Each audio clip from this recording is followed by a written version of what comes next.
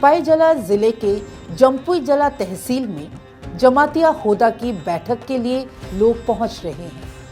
यहाँ पर मेहमानों के पैर धोकर उनका स्वागत किया जाता है।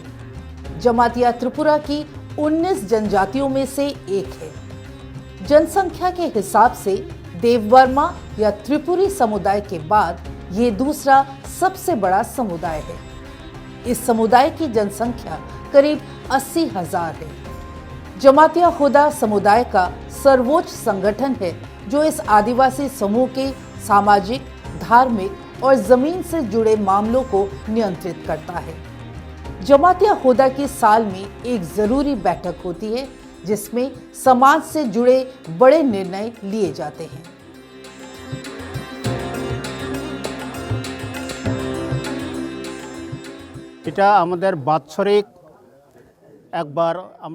यह हमारा वार्षिक समारोह है।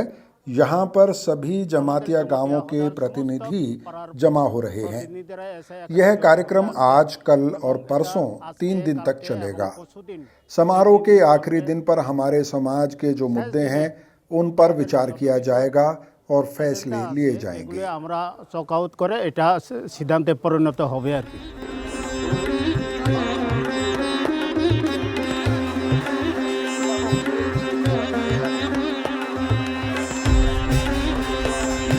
जमातिया होदा चीफ यानी समाज का मुखिया वंशानुगत पद नहीं है।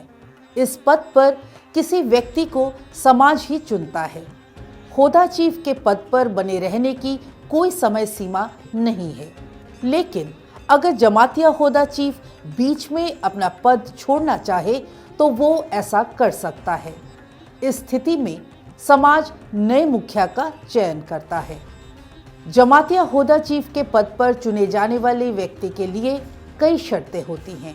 इस पद पर चुने जाने के बाद उस व्यक्ति से ये उम्मीद की जाती है कि वो उन नियमों का पालन जीवन भर करे। समाजेर सब किछुई आमरा मेने चलते हैं। समाजे जा प्रचलित होदा चीफ को समाज की मान्यताओं और परंपराओं के अनुसार रहना पड़ता है। इसके अलावा होदा चीफ कई तरह के अनुशासन से बंधा होता है। जैसे कोई बीमार व्यक्ति हमारे करीब नहीं आ सकता है। जिस तरह से मंदिर या किसी और धार्मिक स्थल पर रहने वाले व्यक्ति का स्थान किसी समाज में होता है, वैसे ही होदा चीफ का स्थान जमातिया समुदाय में माना जाता है। किसी साधारण आदमी को अगर होदा चीफ से मिलना है तो उसे पहले खुद को शुद्ध करना पड़ेगा। किंतु किछु शुद्धता है।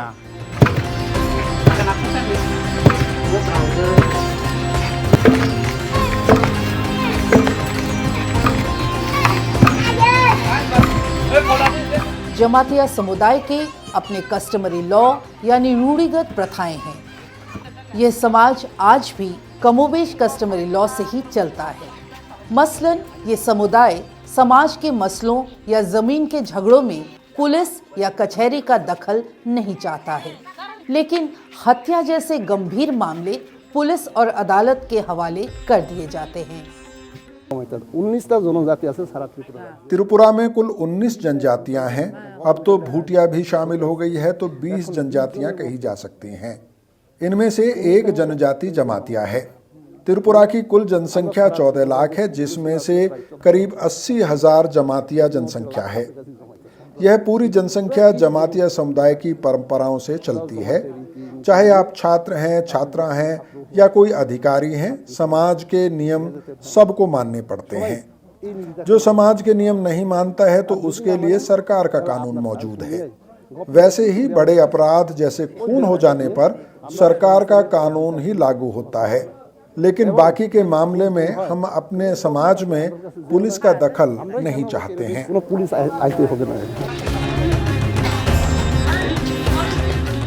ये जनजातीय समुदाय एंडोगैमी सोसाइटी है, यानी ये समुदाय अपने समुदाय के बाहर शादी ब्याह को भला नहीं मानता है। यहाँ शादी में कस्टमरी लॉ यानी परंपराएं और प्रथाएं बेहद अहम मानी जाती है। ये समाज सख्ती से इन परंपराओं और प्रथाओं का पालन करता है।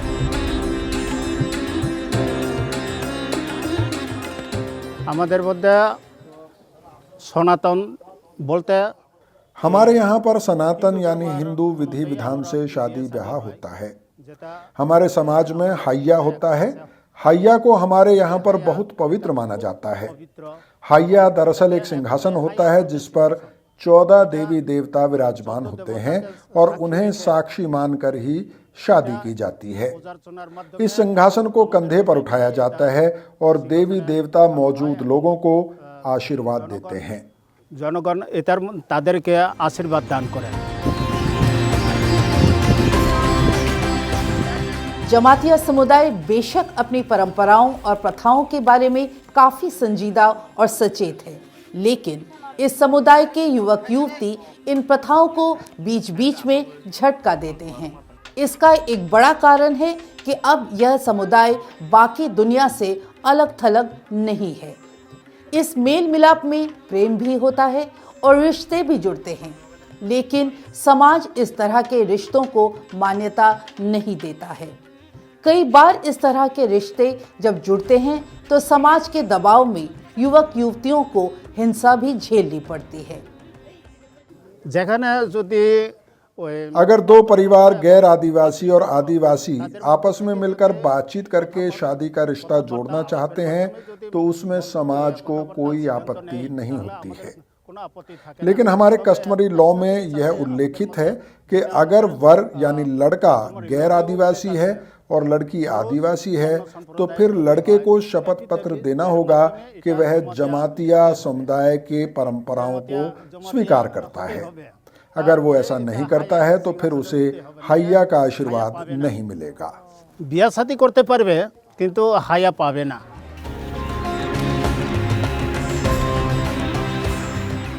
जमातिया समुदाय का किसी भी अन्य आदिवासी समुदाय की तरह ही जंगल और जमीन से अटूट रिश्ता है। इस आदिवासी समुदाय में ये धारणा है कि उसके जीने का सहारा या फिर संपत्ति सिर्फ और सिर्फ जमीन है, इसलिए जमीन चले जाने का भय उसके लिए जीवन मरण का प्रश्न होता है। ये भी एक बड़ा कारण है कि समाज की किसी युवती का समुदाय के बाहर विवाह स्वीकार्य नहीं होता है। ये बहुत बड़ा मुद्दा है, प्रॉब्लम है, क्योंकि शादी करके चला जाता है इसमें नहीं है, क्योंकि हमारा ज़मीन का जो सिस्टम है, कस्टम है, हम अगर मेरा बेटी नॉन तिपरासा नॉन ट्राइबल से शादी किया तो ज़मीन चला जाता है मेरा बेटी की साथ। तो हमारा जो अभी लैंड प्रोटेक्शन हो रहा है शादी के बाद नहीं हो रहा है, क्योंकि मेरा बेटी को तो ज़मीन का प्रॉपर्टी देना ही पड़ता है। तो नॉन बेंगोली में शादी किया तो चला जाता है। इसके बॉय से इसका इसलिए कुछ लोग एक्सेप्ट नहीं कर रहा है, क्योंकि हमारा कस्टम में ऐसा है पहले से। हम मान रहा है अभी भी कस्टम के जरिए हम हमारा ज़मीन को रोक सकता है। जमातिया समुदाय अगर आज भी ब्याह शादी के मामले में अगर एक बंद समाज बना रहना चाहता है तो उसमें समुदाय के अस्तित्व की चिंता भी शामिल है। त्रिपुरा में कोरबोंग जैसे समुदाय है जिसकी जनसंख्या इतनी कम रह गई है कि उसके विलुप्त होने का खतरा पैदा हो गया है। ख़त्म हो रहा है क्योंकि बहुत माइनॉरिटी है। अभी कुल मिला के 80 या 75 होगा मेंबर कुल मिला के। उन लोगों का भी ऐसा ही हाल है, जैसे कि शादी करेगा तिपरासा में भी देवरमा से करेगा, जमातिया में से करेगा, त्रिपुरा से करेगा, रियांग से करेगा, तो कोरबोंग का तो कोई नहीं रहेगा। तो जो भी पढ़ाई करके आया तो हर इंसान चाहते हैं कि उनका लाइफ स्टाइल स्टैंडर्ड हो, तो इसलिए दूसरे कम्युनिटी के साथ शादी करेगा। तो इसलिए हम एडीसी से भी प्रोटेक्शन करने के लिए प्रोजेक्ट भेजा था 100 करोड़ का, तो अभी भी सैंक्शन नहीं हुआ। तो हमारा पैसा ही नहीं है तो हम कैसे माइनॉरिटी कम्युनिटी को प्रोटेक्शन कर सकेगा, ये भी तो प्रॉब्लम है। हाई कोर्ट में भी केस चल रहा था, अभी भी पेंडिंग है।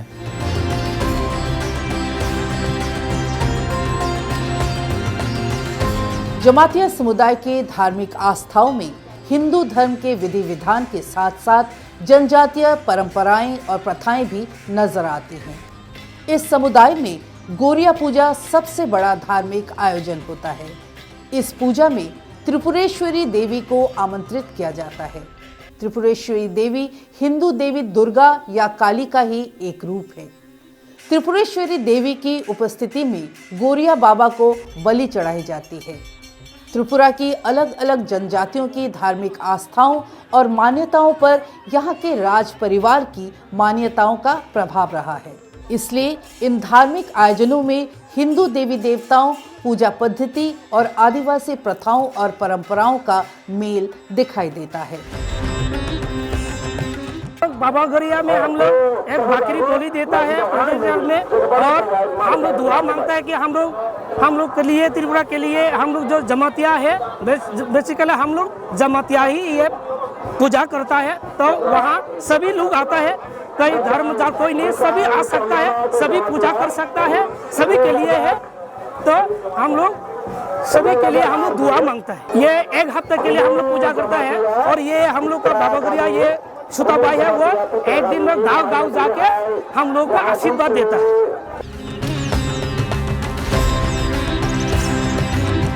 जीने के लिए जमातिया आदिवासी मुख्य रूप से खेती किसानी पर निर्भर है, लेकिन उत्पादन सीमित है और बामुश्किल परिवार का गुजारा होता है। निजी व्यवसाय के मामले में ये आदिवासी समुदाय भी कहीं नजर नहीं आता है, इसलिए इस समुदाय की आर्थिक स्थिति बहुत अच्छी नहीं है। Most of the Jamatia people are practicing and agriculture. They are doing agriculture sector.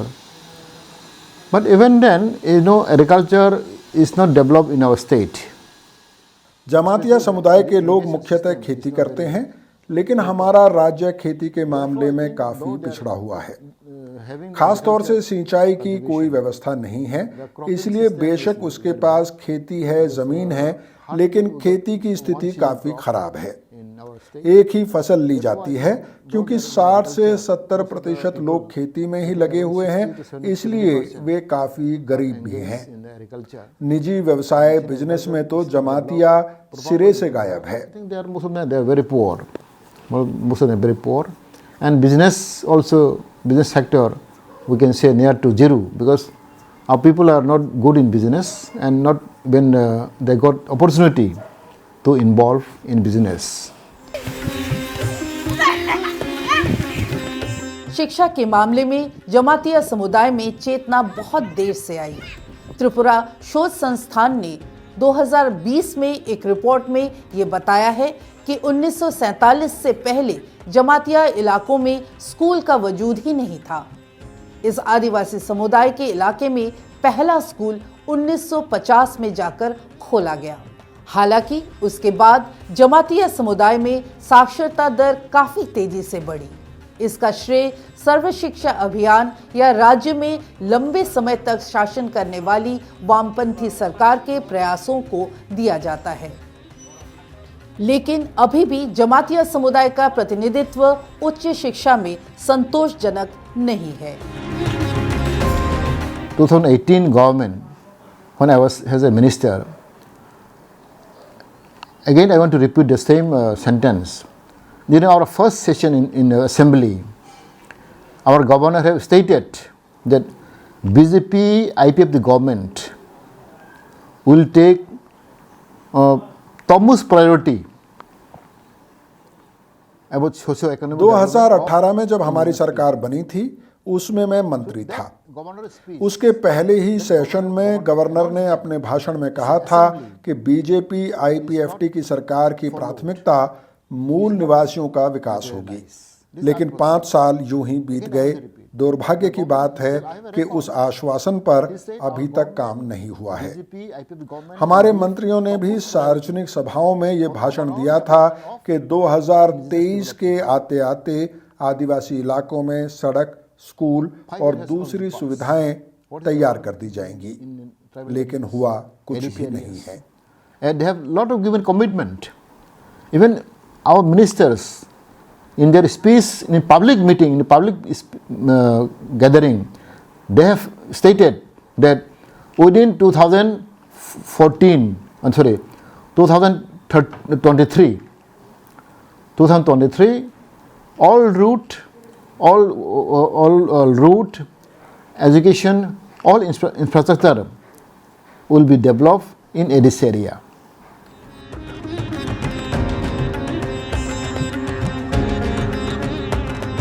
Tripura में आदिवासी इलाकों में लंबे संघर्ष के बाद संविधान की 6ठी अनुसूची के तहत आदिवासी स्वायत्त जिला परिषद का गठन किया गया है। यानी यहाँ आदिवासियों को अपनी भाषा, बोली, संस्कृति, परंपरा और विकास योजनाओं को खुद तय करने का हक दिया गया है। लेकिन इसके बावजूद त्रिपुरा के आदिवासी इलाकों में आज भी पीने का पानी, सड़कें और मोबाइल कनेक्टिविटी एक बड़ी समस्या है। अनएम्प्लॉय बहुत बड़ा मुद्दा है त्रिपुरा में, क्योंकि ना इंडस्ट्री से ना एग्रीकल्चर डेवलप हुआ है, कुछ भी नहीं है त्रिपुरा में। सिर्फ नौकरी ही एक भरोसा है जीने के लिए, लाइवलीहुड के लिए। अभी स्टेट में भी बहुत सारे वैकेंसी है, हमारा एडीसी में भी बहुत सारे वैकेंसी है, 10,000 से ज़्यादा वैकेंसी है, लेकिन स्टेट गवर्नमेंट अप्रूव नहीं कर रहा है, सैंक्शन नहीं कर रहा। तो इंडस्ट्रीज का भी लाना है हमको। अगर पैसा नहीं है तो हम भी कुछ नहीं कर पाया। तो एग्रीकल्चर इंडस्ट्रीज़ के ज़रिए हम एम्प्लॉय का जनरेशन कर सकता था, लेकिन उनका जो स्कोप है त्रिपुरा में, टूरिज़्म सेक्टर में भी बहुत स्कोप था। तो मेन मुद्दा तो पैसा ही नहीं है, तो हम सोच के क्या कर सकेंगे। त्रिपुरा के जमातिया जनजाति आज एक कश्मकश के दौर से गुजर रही है। एक तरफ सामाजिक मोर्चे पर उसकी परंपरा, संस्कृति और प्रथाओं को बचाने की कोशिश है, तो दूसरी तरफ आर्थिक मोर्चे पर सरकारी वादों के पूरे होने का इंतजार है।